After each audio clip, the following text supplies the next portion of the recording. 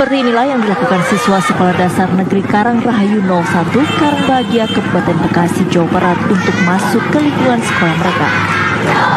Hal ini mereka lakukan karena gerbang sekolah digembok. Ratusan siswa dan wali murid yang berkerumun di halaman sekolah meminta pihak sekolah membuka segel sekolah.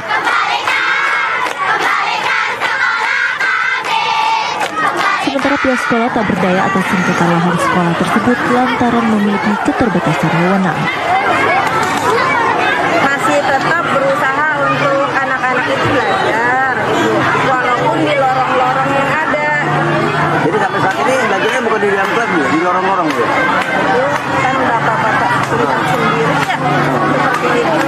Ya, harapannya supaya ini semua seperti biasalah kembali pulih, kembali normal, cepat masalahnya terselesaikan.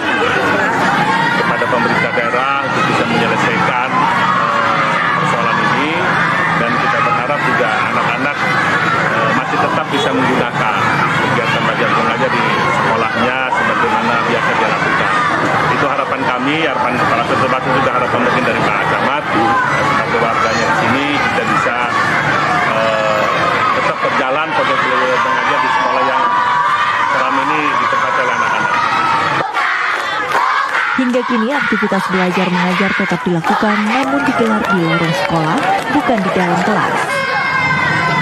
Dari Kabupaten Bekasi, Jawa Barat, Suryo Daryono, TV One mengabarkan.